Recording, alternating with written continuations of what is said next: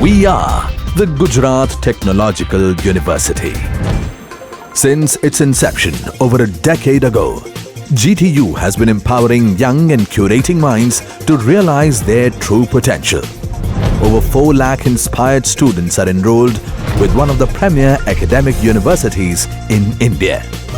With more than 450 affiliated colleges in its fold operating across 5 zones of the state, GTU, the International Innovative University, your place to move forward.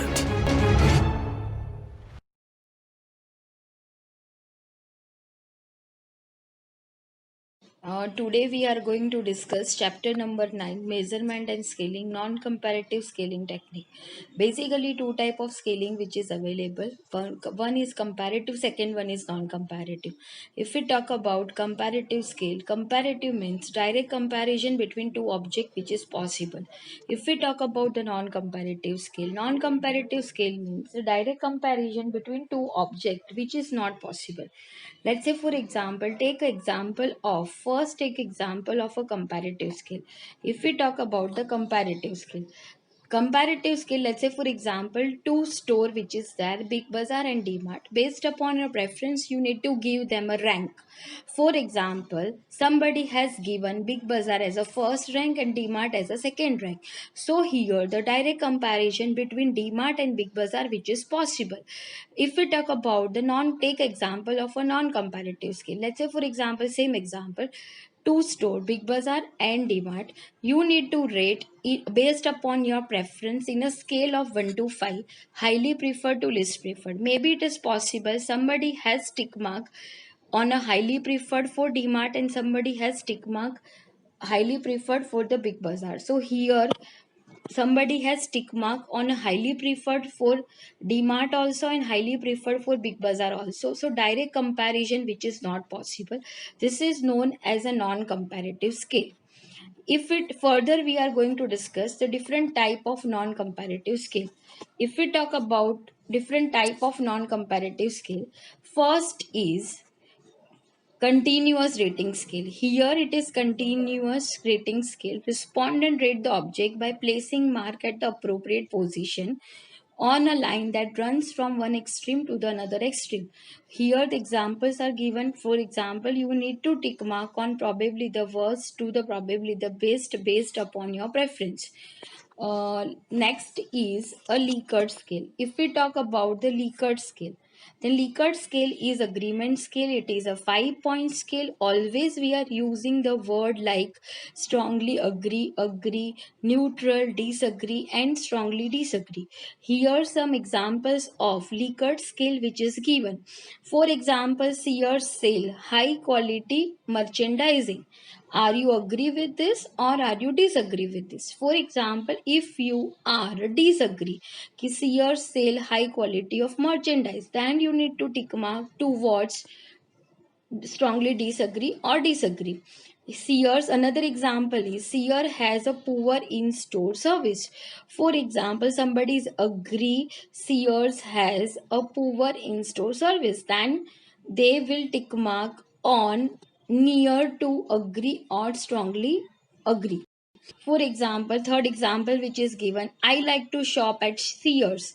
For example, you are having neutral opinion, so you can able to tick mark 2 on 3. So basically, when we are talking about the Likert scale, it is always agreement scale. Always we are using the word like strongly agree, agree, disagree, neutral, and strongly disagree. Another example is, let's say for example, somebody is asking you, the Big Bazaar is a very good store. Are you agree? Then they will ask a question in a scale of 1 to 5, strongly agree, agree, neutral, disagree, and strongly disagree. Another example is McDonald provide the very good burger. Based upon your agreement, you need to tick mark on this. These all are example of Likert scale. All 5-point scales are not a Likert scale. For example, somebody is asking you, are you satisfied to watch Big Bazaar, where they have used the scale like highly satisfied, satisfied, neutral, dissatisfied, and highly dissatisfied. It is not a Likert scale. it is example of a Likert type scale. So whenever, again I am repeating, Likert scale is always agreement scale. Always you need to use word like strongly agree, agree, neutral, disagree, and strongly disagree. If we talk about another non-comparative scale, which is a semantic differential scale. If we talk about semantic differential scale, it is two opposite bipolar which is used. Semantic differential scale is a 7 point scale. uh, Again, it is an odd scale where you are having a neutral position. Here some example of semantic differential scale which is used. For example, Big Bazaar is powerful and weak. Let's say for example, according to you it is a powerful, then you need to tick mark towards powerful. If according to somebody, if Big Bazaar is a weak, then they should tick mark near to weak. For example, another example is Big Bazaar is unreliable, reliable. So based upon your perception, you can able to tick mark. If you will tick mark near to reliable towards reliable, then your perception is Big Bazaar is reliable. If you will tick mark near to unreliable, then it is perceived your perception is Big Bazaar is unreliable. So and these another example of semantic differential scale which is used any two opposite word that you can use. For example, pleasant, unpleasant, intelligent, dumb, very good, very bad. Or for example, strong, weak, youthful, mature, formal, informal, any two opposite word that you can able to use.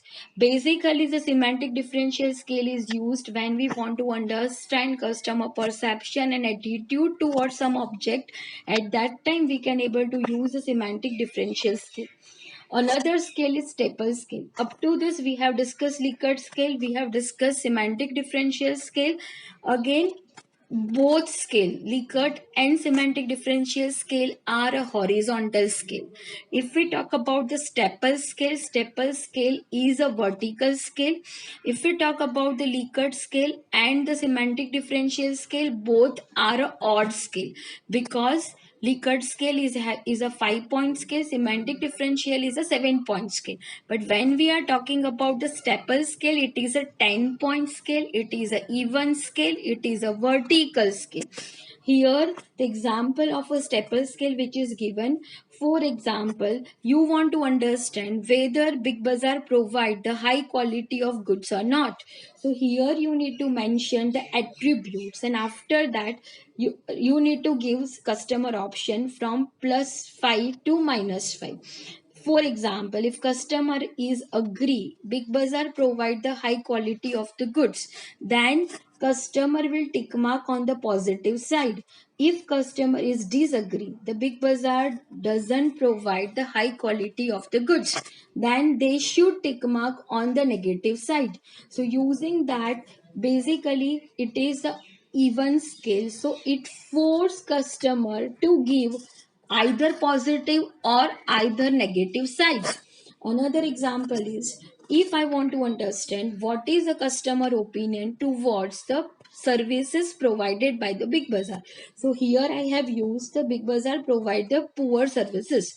If you are agree, then you need to tick mark on the positive side. If you are disagree with this, you need to tick mark on the negative sides. So these are the basically three non-comparative scale we can use: Likert scale, semantic differential scale, and Staple scale.